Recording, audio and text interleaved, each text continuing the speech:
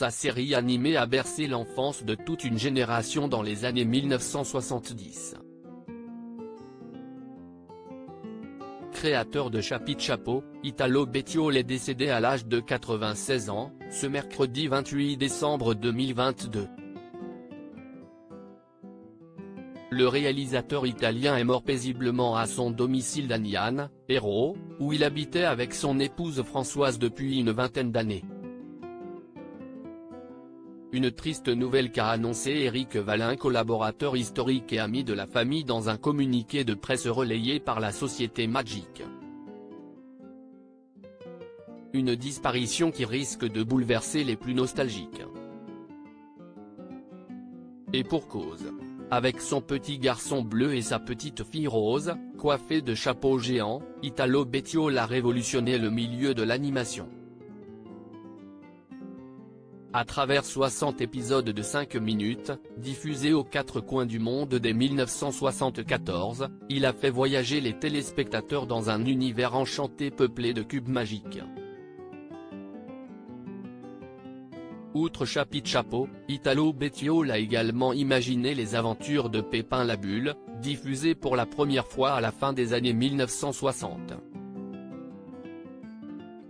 Supérieur à ces tragiques décès de personnalités qui ont marqué l'année 2022, Italo Bettiol, un éternel grand enfant, s'il s'est imposé comme l'un des spécialistes de la technique du stop-motion, qui consiste à animer des marionnettes de mousse et de feutre image par image devant la caméra. Le réalisateur se destinait à l'origine à une carrière d'artiste peintre.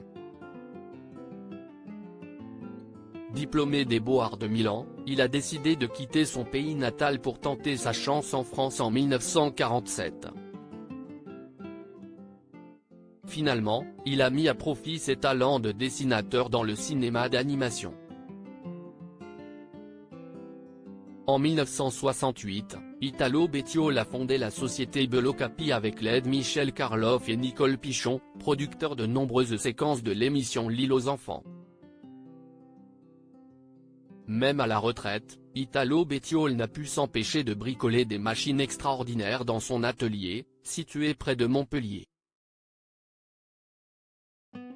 Une créativité et une imagination sans limite qui ont été mis à l'honneur lors d'une exposition présentée dans sa petite commune d'Aniane l'été dernier.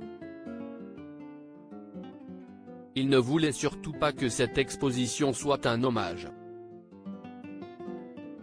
Italo est toujours resté un grand enfant, d'une générosité et d'un courage extraordinaire, toujours connecté à son époque, a précisé Nicolas Pontic, artiste proche du couple Bettiol. En quittant ce monde, Italo Bettiol laisse derrière lui un bel héritage poétique. Crédit photo, capture d'écran YouTube.